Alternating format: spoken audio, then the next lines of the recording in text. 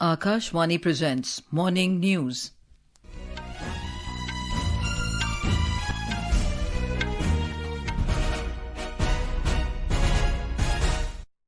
Good morning, I'm Anuja Kumar. The headlines. Prime Minister Narendra Modi speaks to US President-elect Donald Trump and congratulates him on his spectacular victory, says looking forward to working closely together once again. Union Home Minister Amit Shah says Modi government is committed to building a terror-free India with its policy of zero tolerance. Government says satellite communication, Satcom, will not compete with ground-based mobile networks but complement them. President Droupadi Murmu to attend Day at Sea event in Goa today. Indian Railways facilitates travel of 65 lakh passengers by running 4,521 special trains during past 36 days. And 18th edition of Film Bazaar to showcase 208 films from 20th to 24th November at IFFI-Goa this year.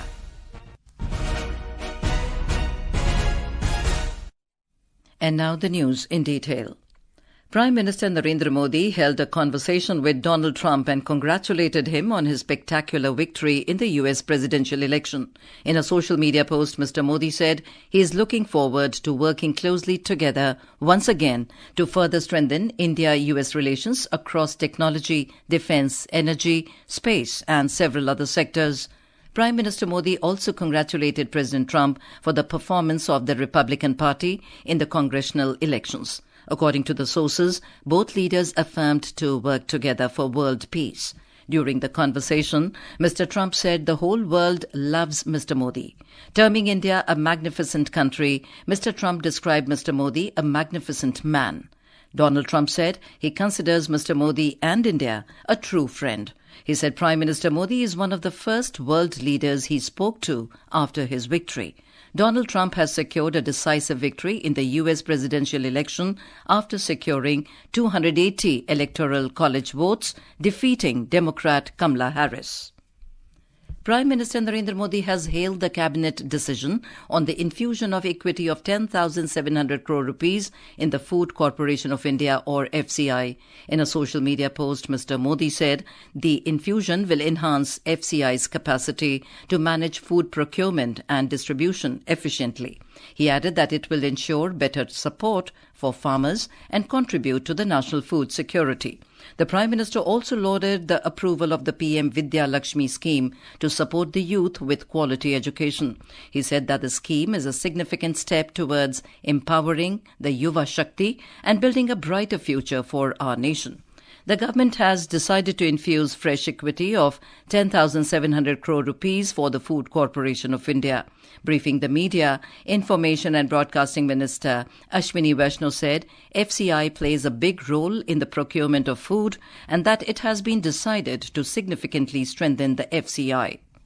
Food corporation of India को significantly और strengthen किया जाएगा। पिछले 10 वर्षों में food grains का procurement significantly बढ़ा है और एमएसपी भी कई गुने बढ़ी है। इसके कारण जो एफसीआई का ऑपरेशन उसका स्केल बहुत बढ़ गया है और कैबिनेट ने फैसला लिया है fresh equity capital 10,700 crore rupees का एफसीआई में इन्फ्यूज किया जाएगा। Union Home Minister Amit Shah has said that the Modi government is committed to building a terror-free India with its policy of zero tolerance towards terrorism. In a social media post, Mr. Shah said the two-day anti-terror conference beginning in New Delhi today will further enhance coordination among agencies to strengthen the country's security. The Home Minister will address the conference, which is being organized by the National Investigation Agency. The conference has a key focus on fostering coordination among various stakeholders to tackle terrorism through a unified whole-of-the-government approach. Minister of State for Communications Chandrasekhar Pemasani has said that satellite communication or Satcom will not compete with ground-based mobile networks, but it will complement them. Addressing the third edition of the Indian Space Conclave in New Delhi, the minister said Satcom should be seen as complementary to terrestrial network technologies such as 5G and 6G for achieving widespread connectivity. Mr. Pemasani said 5G and the upcoming 6G combined with Satcom services can connect both the ground and the sky. Satcom is not just a tool, but a transformative entity that connects every household, every village, and every corner of this country. Today, the applications of Satcom extend across sectors vital to our people's everyday needs, from agriculture monitoring to road infrastructure monitoring, delivering healthcare services, and delivering educational services across the entire nation. Satcom is not just here to compete with terrestrial networks, but to complement them. President Droupadi Murmu will visit Goa today. The president will attend the Day at Sea event. The event will demonstrate the operational capabilities of the Indian Navy combatants, including a glimpse of the flying operations from the INS Vikrant. Campaigning has intensified for the assembly elections in Maharashtra. Prime Minister and senior BJP leader Narendra Modi will kickstart the political campaign from tomorrow. More from our correspondent. In the coming 7 days, Mr. Modi is expected to address public meetings in Dhule, Nashik, Akola, Nanded, Chandrapur, Chimor, Solapur, Pune, Chhatrapati Sambhajinagar, Navi Mumbai and Mumbai. Union Minister and senior BJP leader Nitin Gadkari will address 50 public meetings in the state in the coming 8 days. Deputy Chief Minister and National President of the Nationalist Congress Party, Ajit Pawar, will be campaigning in Anushakti Nagar and Govandi today. The Shiv Sena UBT is going to release its election manifesto today. Shiv Sena UBT Chief Uddhav Thackeray will release the manifesto in presence of important party leaders. Prarthana, Akashvani News, Mumbai. In our series of constituency profiles, today we take a look at Jamshedpur West Assembly seat in East Singhbhum district of Jharkhand. Jamshedpur West will go to polls in the first phase on the 13th of this month. More from our correspondent. This time, political scenario of Jamshedpur West has changed. Under seat-sharing formula of NDA, this seat has gone to Janata Dal United and Saryu Roy is contesting from this seat. In 2019 Assembly elections, Mr. Roy was elected from Jamshedpur East as independent candidate. Before elections, he joined JDU. On the other hand, Minister Banna Gupta is sitting member from this seat. He is contesting as Congress candidate. Saryu Roy is facing challenge from rebel candidate of BJP Vikas Singh and independent candidate Shambhunath Chaudhary. Although 28 candidates, including 15 independent candidates, are in fray, but the main contest is between Banna Gupta of Congress and Saryu Roy of Janata Dal United. Unemployment, migration and education are key issues in this constituency. Now, it is to be seen whether Banna Gupta retains this seat or Saryu Roy bags it for JDU. With KK Lal from Jharkhand, Aprajita Nair, Akashvani News, Delhi. This is Akashvani giving you the news. For quick news updates round the clock, follow us on our X handle at AIR News Alerts. And for details of stories and more, log on to our website www.newsonair.gov.in and download the News on AIR app. Indian Railways facilitated the travel of over 120 lakh passengers on 4th of November 2024, recording the highest number of passengers travelling in a single day. According to a press release issued by the Western Railways, over 20 lakh reserved and 100 lakh unreserved non-suburban passengers used the rail service on Monday, marking the highest this year. Remarkably, Indian Railways has planned to run over 7,600 special trains between 1st of October and 30th November, almost 73% higher than last year, in order to cater to the festive rush.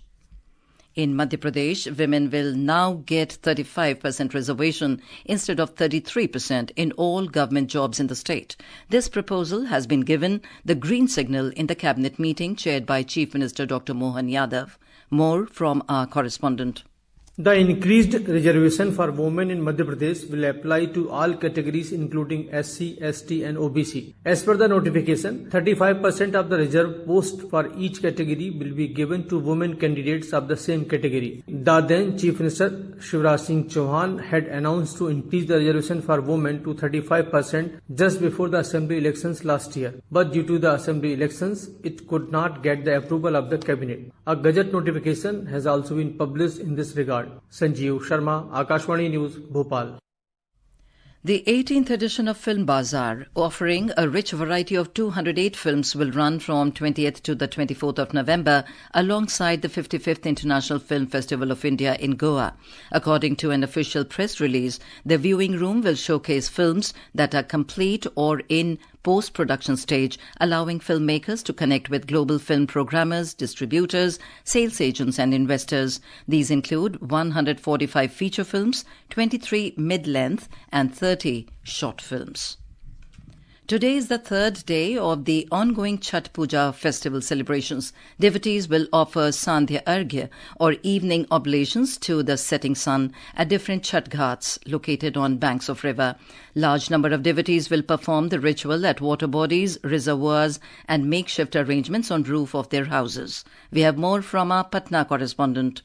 With popular devotional songs, the surrounding has colored in up with colorful lights. The essence of Chhath Puja remains rooted in the connection between humans and nature. As the Chhath Puja is worship of God of nature, the sun, devotees offers all seasonal crops, fruits and vegetables as a honor to the Almighty Sun. The festival promotes health, ecological awareness and supports local economies. Dharmendra Kumar Rai, Akashvani News, Patna. Meanwhile, President Droupadi Murmu has greeted the people on the occasion of Chhath Puja. In sports, let's take a look at the impressive achievements of our athletes and the exciting matches lined up ahead. We have a report.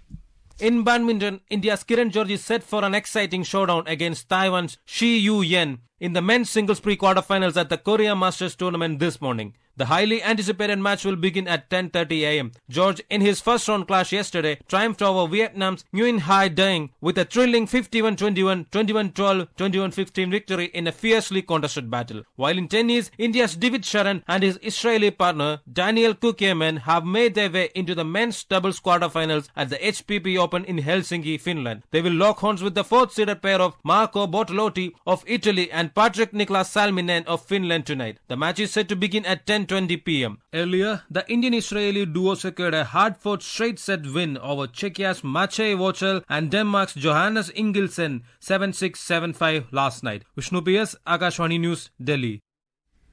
The India Meteorological Department or IMD has forecast heavy rainfall over Andaman and Nicobar Islands, Tamil Nadu, Puducherry and Karaikal today. According to IMD, heavy rainfall with thunderstorms and lightning is expected over Kerala, Mahe, coastal Andhra Pradesh, Yanam and Rayalaseema during the next 2 to 4 days. The air quality in Delhi NCR continues to be in the very poor category. According to the CPCB, air quality index of Delhi is 366, which was reported in the national capital this morning. And now for a look at today's newspapers, it's over to Sarabjit Kaur. Thank you, Anuja. All the dailies have widely noticed the stunning comeback of Donald Trump as the US president. A Financial Express headline says, benchmarks ride the US red wave. The Tribune says, Modi dials Trump, both to work for global peace. The Economic Times cites half a dozen Indian Americans make it to House of Representatives. Light motor vehicle license holders can drive transport vehicles with weight not exceeding 7,500 kg. The Pioneer quotes the Supreme Court. Hindu society's norms should not be challenged for property, writes Hindustan Times, quoting the Supreme Court. Cabinet clears PM Vidya Lakshmi for collateral-free loans to students, making quality higher education more accessible to middle class, notes the Indian Express. And finally, Apple to build hostels for 1 lakh women workers across India, marking the largest initiative by any company in the country, states Business Standard. And with that, it's back to you, Anuja. Thank you, Sarabjit. And now, before we end the bulletin, the headlines once again. Prime Minister Narendra Modi speaks to US President-elect Donald Trump and congratulates him on his spectacular victory. Says looking forward to working closely together once again. Union Home Minister Amit Shah says Modi government is committed to building a terror-free India with its policy of zero tolerance. Government says satellite communications Satcom will not compete with ground-based mobile networks but complement them. President Droupadi Murmu to attend Day at Sea event in Goa today. Indian Railways facilitates travel of 65 lakh passengers by running 4,521 special trains during past 36 days. And 18th edition of Film Bazaar to showcase 208 films from 28th to 24th November at IFFI-Goa this year. And with that, we end the morning news. Have a nice day.